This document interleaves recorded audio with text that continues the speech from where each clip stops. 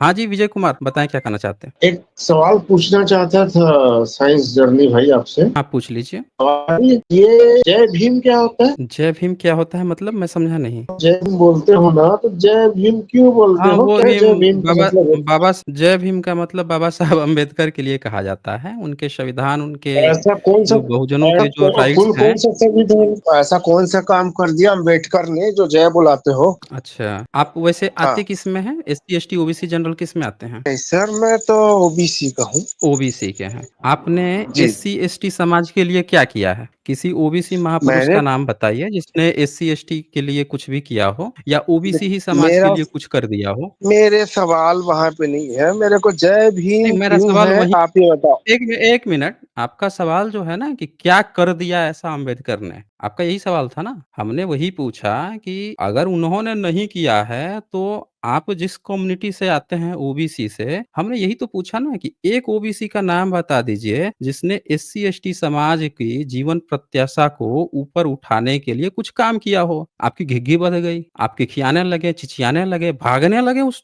Topic को छोड़ के। तो आपका ये देखिए, आपने आके क्वेश्चन पूछा, फिर आपने ये भी पूछ लिया साथ में कि क्या किया ऐसा, क्या काम कर दिया? और आपने 2 क्वेश्चन पूछे, हमने 1 क्वेश्चन पूछा और आप छोड़ के भागने लगे। जबकि मैं डिस्कशन जारी रखे हुए हूँ। मैंने कभी ये नहीं कहा कि मैं जवाब नहीं दूँगा। मैं कह रहा हूँ कि मैं जवाब दूँगा, लेकिन आप छोड़ के ही टॉपिक भागने लग गए। और फिर कह रहे हैं कि मेरा ऐसा ये नहीं, वो नहीं। क्यों ऐसा कर रहे हैं भाई? जब बात डिबेट चल ही रही है तो प्रॉपर चले ना, ये क्या जल्दी है? आपका कोई वो छूट रहा है क्या? प्लेन वगैरह छूट जा रहा है क्या? आप बता दीजिए हमें, एक ओबीसी नेता का नाम बताइए जिसने एससी, एसटी, ओबीसी को उनका जो अछूतपन जो आपका समाज ने पूरे ओबीसी समाज जो अछूत मानता है, जातिवाद मानता है, हिंदुत्व मानता है, उसने बहुजन समाज की इस चीज को खत्म करने के लिए क्या-क्या प्रयास किए हैं? बाबा साहब अम्बेडकर से ज्यादा बताइए हमें। हाँ जी। मैं तो ये पूछूंगा भैया, जय भीम का मतलब बताओ। जय भीम, भीम ने अम्बेडकर ने क्या? अरे वो वही तो मैं बता रहा हूँ, वही तो बता रहा हूँ कि वो क्या किए हैं। उसको बताने के लिए आपका भी तो औकात देखना पड़ेगा ना कि आपने क्या किया है, तभी तो कंपेयर होगा। वैसे आप समझ नहीं पाओगे। आप कहोगे कि आप पानी पी लो, तो पानी तो सामने वाला पीते जा रहा है, पीते जा रहा है, आप थोड़े पता लगा पाएगा। आप कहोगे कि नहीं आप पानी नहीं ज़्यादा पिए हो, आप कम पिए हो। कैसे पता चलेगा कि सामने वाले ने ज़्यादा पानी पिया कि कम पिया? कंपेयर करोगे ना, आप भी साथ में बैठोगे पीने के लिए। तो जितना आप सामने वाले को पानी पिलाओगे उतना पानी आप भी पियोगे ना, तभी तो पता चलेगा। कि आप 2 लीटर पी लिए तब ना आप सामने वाले को कहोगे कि मैं देखो मैं 2 लीटर पिया हूँ, आप जो है मुश्किल से 250 एमएल पिए हो, यानी कि आप ज़्यादा नहीं पिए हो।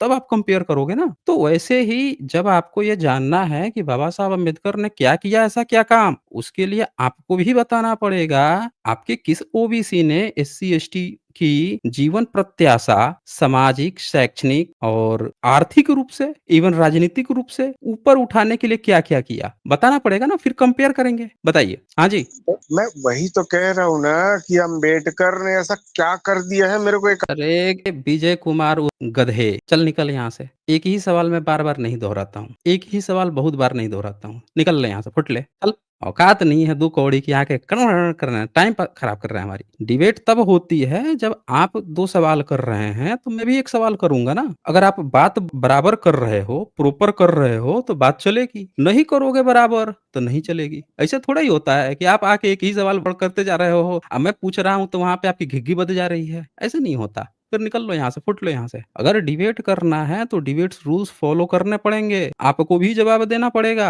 और ये चलिए। सच में ओबीसी से थे क्या? नहीं, नहीं ओबीसी से नहीं था। ये कोनो पंडा था, जनरल वर्ग से था ये। हाँ। ओबीसी से नहीं था। ओबीसी के लोग इतने इस तरह की धूर्तई नहीं करते। ये पक्का पंडा था। ये पंडा ही इतना धूर्तई करता है। समझ रहे हैं ना? और कोई नहीं कर सकता है। सनातन धर्मा बताएँ क्या कहना चाहते हैं? हाँ, तो मेरे को डिबेट करना था ब्लेस प्लेस सर से, जो विनायक था उनका, वो जो बता रहे थे। लेकिन उससे पहले एक बोलिए। जो आपने एक लीपापोती की है, जो आपने पुनर्जन्म की एक लीपापोती की है, उस पर थोड़ा एक बात करनी थी। जैसे कि आपने कहा कि पुनर्जन्म। एक मिनट सनातन धर्म। ये आप हमेशा आते हैं और बोलते हैं कि ये चीज़ आपने पूरी गलत बोल दिया है, ये आपने लीपापोती कर दिया है, ये आपने पूरा का पूरा ही झूठ बोल दिया है और कुछ देर बाद से जब सबूत माँगा जाता है, तो हर बार की तरह जो है आप रो देते हो कि आपके पास सबूत नहीं है। आलतू-फालतू बातें बोलने लगते हो। आपकी किताबों में लिखी हुई बातें जो हैं आपकी पोल खोल रही होती हैं, आप उसके ठीक उलट बोलने लगते हो। ऐसा कोई भी काम आप ना करें, ऐसा कोई भी क्लेम ना करें जिसका आप अपनी किताब खोल के सबूत ना दिखा सकें। ठीक है ना? क्योंकि आपकी बातें यहाँ पे नहीं मानी जाएगी। ये धर्म जो है वो आपके स्क्रिप्चर से चलता है, शास्त्र ही आपके यहाँ प्रमाण माने गए हैं। तो आप जो भी बात कहेंगे अपने शास्त्र के, अपनी किताब के अनुसार बोलेंगे। आपका इंडिविजुअल बात यहाँ कोई मायने ही नहीं रखता। चलिए, बोलिए। नहीं, जो आप कह रहे हैं कि मैं हर बार भाग जाता हूँ, मैं किताब दिखाता नहीं हूँ, नहीं, हर बार मैंने आपको रेफरेंसेस दिखाए हैं, आपने ही मुझे डिबेट कोई के बीच में रेफ़रेंस नहीं से दिखाया है। कोई आपने जब रेफ़रेंस आप नहीं निरुत्तर दिखाया। हो जाते आज हैं तक एक तब आप सिंगल सबूत नहीं निकाल दिखाया है। आप नहीं, आपने आज तक एक सिंगल सबूत नहीं दिखाया है। आप हमेशा ही आपके स्क्रिप्चर्स खोलते हैं और आप क्या कहते हो हम पढ़ लिया फिर इधर-उधर भागने लगते हो। आप कभी उस पर बताते नहीं हो। आप उसका दूसरा मतलब बताने लगते हो जो किताब में लिखा ही नहीं होता है। समझ रहे हैं ना? जो उसमें लिखा ही नहीं होता है। जैसे रामायण पे ही बात आई थी कि तथागत बुद्ध को गाली देने की बात आपके यहाँ लिखी हुई थी, तो आप उसका लगे आलतू-फालतू कहानी, जबकि उसमें साफ-साफ लिखा हुआ है कि तथागत बुद्ध को उसमें बोल रहा है कि चोर दंडनीय, इस तरह से बता रहा है। ख़ैर यहाँ पे आप अपनी बात रखेंगे और जो भी बोलेंगे रेफ़रेंस के साथ बोलेंगे। बोलिए। ओके, जो रामायण पे आपने कहा वो वाली हमारी डिबेट नहीं हुई थी, हमारी मातंग ऋषि वाले पे डिबेट हुई थी। सब पे हुई है, हर चीज़ पे। आप पहली बार थोड़े अ, आए हो, बहुत बार हो चुकी है। बोलिए। मेरा आपसे 3 बार हुआ है, एक मातंग ऋषि पे हुआ है, एक यादव पे हुआ है, यादव जो फिर झूठ बोल रहे हैं, 3 बार हुआ है। आपसे मेरी डिबेट कम से कम मुझे जहाँ तक याद है 15 बार से ज़्यादा हो चुकी है। झूठ मत बोलिए। आप अपनी बात रखिए, आज आपको समय दिया गया है ना, अपनी बात रखिए। हाँ, तो मैं जो बोल रहा हूँ कि आपने जो पुनर्जन्म का बुद्धिज़्म का बताया है, वो आपने लीपापोती की है। मैं अपना सबूत दिखा दीजिए ना, आप क्या लीपापोती कर रहे हैं, आप अपना दिखा आपके यहाँ पुनर्जन्म क्या होता है? पहले अपना बता दीजिए, फिर हम बताते हैं ना। अपना बताइए तो आपके यहाँ पुनर्जन्म क्या होता है? हमारे यहाँ पे जो स्पष्ट है, जो सबको पता है, यूनिवर्सल है, जो कि जो मरने क्या के है? बाद जो जन्म होता है उसको पुनर्जन्म बोलते हैं। जो मरने के बाद जो आपके यहाँ जन्म होता है, जो एक इंसान का मरने के बाद कैसे जन्म होता है? मरने के बाद जो इंसान की जो उसका सूक्ष्म शरीर और जो कारण शरीर है उसका अगले जन्म में दूसरा स्थूल शरीर मिलता है उसको, तो वो उसको ही नहीं, पुनर्जन्म उसका बोलते हैं हमारे यहाँ कैसे मिलता कैसे है? एक आदमी मान लीजिए कोई बूढ़ा आदमी है, मर गया। तो बूढ़ा आदमी मर गया तो उसका शरीर से क्या चीज़ निकल के कैसे उसको मिल जाता है? कितना देर में मिलता है? कैसे मिलता है? कहाँ पे मिलता है? क्लियर बताइए ना। हाँ, ओके, तो मैं अपना शॉर्ट में बता देता हूँ, फिर हम लोग आप पे आएँगे, नहीं तो आप मेरे को पता है आप हाँ, जानबूझ के हाँ, नहीं, डाइवर्ट नहीं, करना नहीं, चाह रहे हो। आपकी पूरी बात सुनेंगे ना, पूरा समय देंगे। बताइए ना। हाँ, सो हमारे में होता है 3 शरीर होते हैं, स्थूल शरीर जो फिजिकल बॉडी, फिर होता है सूक्ष्म शरीर और होता है कारण शरीर। तो सूक्ष्म कारण शरीर होता है मन, बुद्धि, अहंकार, जो हम लाइफ टाइम जो एक्सपीरियंस लेते हैं, उससे बनता है वो कारण शरीर, जो हमारा स्वभाव होता है। तो वही जो लाइफ टाइम का एक्सपीरियंस लेके जो स्वभाव बनता है हमारा, वो हमारा जो दूसरे जन्म में वहीं से फिर कंटिन्यू होता है, फिर वहीं से जो लाइफ टाइम का एक्सपीरियंस होता है, फिर वो कल्टीवेट होता है, फिर तीसरा जन्म, चौथा जन्म, जब तक हम अपने वास्तविक जो कॉस्मिक जाते हैं। 1 मिनट। आपने कहा कि आपका सूक्ष्म शरीर एक बन गया, इंसान मर गया, कोई बूढ़ा होके मर गया। तो उसमें से क्या चीज़ जो है उसका अहंकार, क्रोध वो सब निकल के जाएगा क्या? कहाँ पे जाता है? कितना देर में नया जन्म मिल जाता है? मान लीजिए कि कोई व्यक्ति वहाँ पे उसी समय में किसी का बच्चा हुआ, तो जाके उसके भीतर घुस जाता है, या कोई व्यक्ति प्लान बना रहा है अपना फैक्स करने का, तो उसके जाके टकटकी लगा के देखता है कि इसमें घुसना है। होता क्या है? वो पूरा बताइए क्लियर।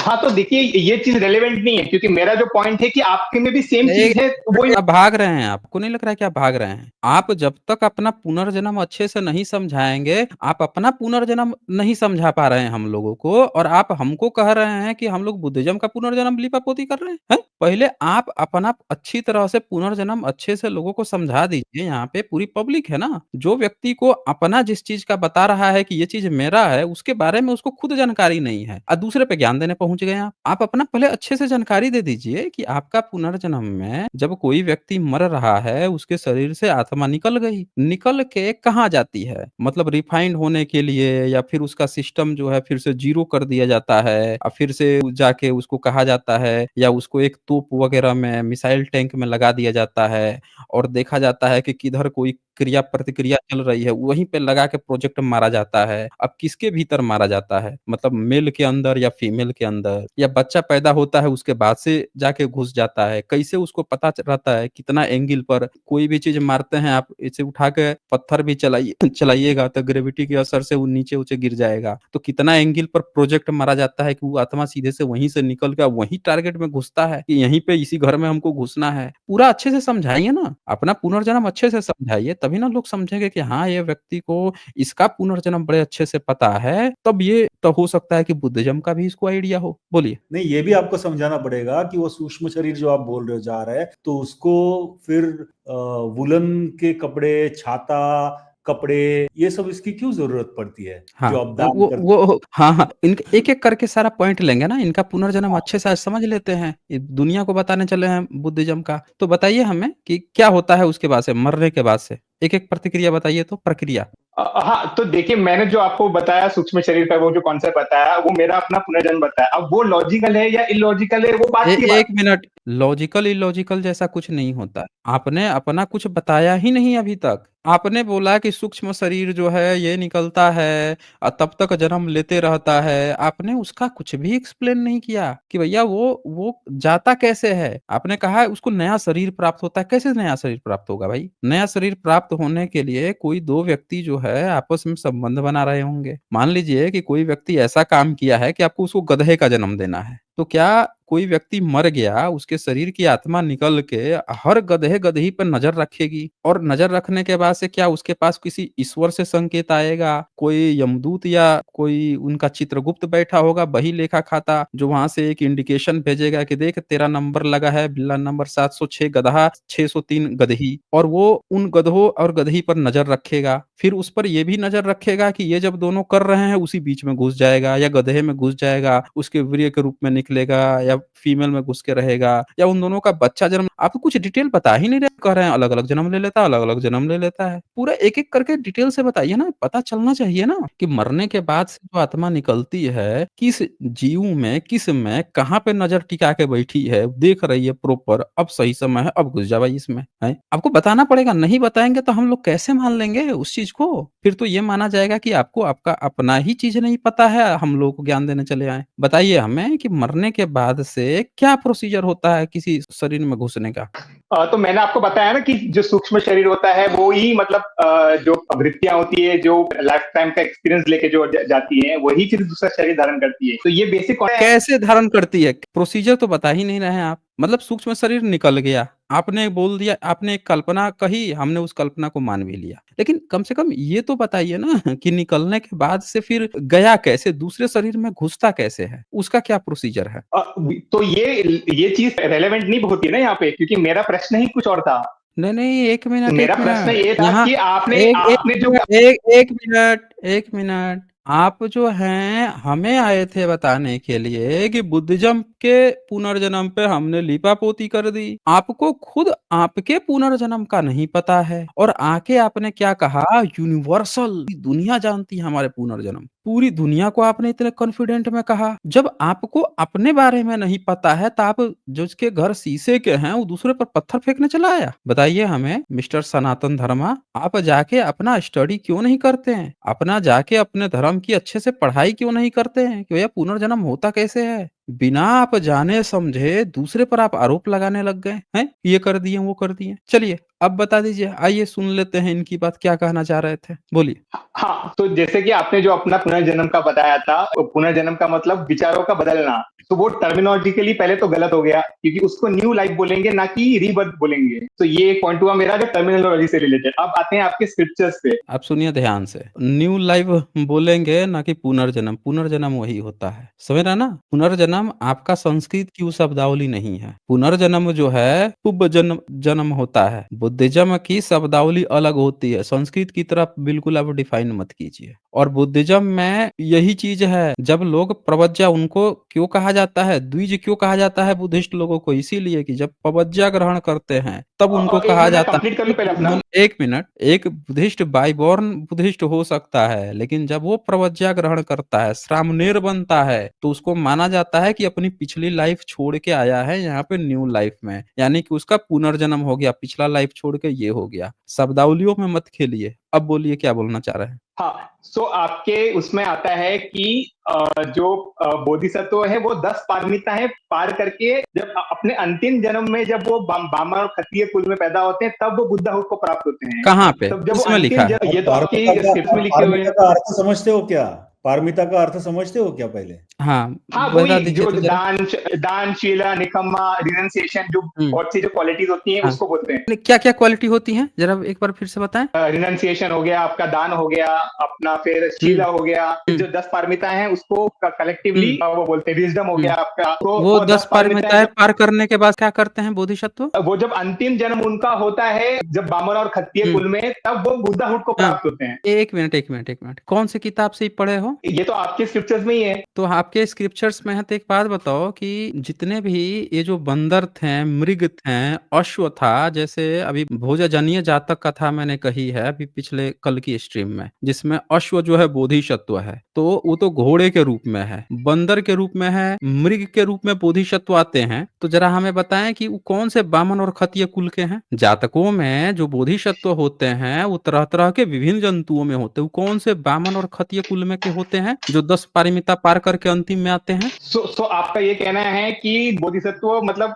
ये भी बन सकते, जानवर भी बन सकते, पहले तो ये अनस्टैंडिंग हो गया। दूसरी एक बात कहने एक का मिनट, अभी आपने क्या कहा यहाँ पे कि 10 पारमिताएँ पार करके बामन और क्षत्रिय कुल में जन्म लेते हैं। जब हमने आपको एग्जाम्पल दिखाया कि भैया बोधिसत्व तो बंदर के रूप में दिखाया गया है, खरगोश के रूप में दिखाया गया है, हाथी के रूप में दिखाया गया है, तरह-तरह के जीव-जंतुओं में, घोड़े के रूप मैंने में भी अंतिम दिखाया जन्म गया कहा, है। जब ये अंतिम मैंने आपको दिखा दिया सबूत, तो आप कह रहे हो, आप कह नहीं रहे हो, आपको दरअसल नहीं जानकारी है बुद्धिज्म के स्क्रिप्चर्स के बारे में। और मैंने आपने अंतिम फिर जन्म से कहा। व्हाट्सएप यूनिवर्सिटी सुनिए, आपने व्हाट्सएप यूनिवर्सिटी पढ़ लिया है कहीं से और व्हाट्सएप यूनिवर्सिटी पढ़ के आप व्याख्या करने चले आए। आपको खुद आपके ब्रह्मनिज़्म का नहीं पता है पुनर्जन्म। बुद्धिज़्म के पुनर्जन्म आपको नहीं पता है और आप यहाँ पे ज़बरदस्ती टाइम काटने चले आए। चलिए, बहुत हो गया समय। कुछ भी आके कहानी गढ़ रहे हैं। ये बहुत बार अपना नहीं पता है, हैं? बहुत हाँ। बार आके टाइम पास कर। हाँ, जब देखो तब पहुँच जाएगा टाइम पास करने के लिए अपना नहीं जानकारी है कुछ भी। अब वामन क्षत्रिय बार-बार वामन क्षत्रिय होते तो वामन क्षत्रिय को इनको पता ही नहीं होता है कि तथागत बुद्ध के बारे में। यही दोनों ऐसे थे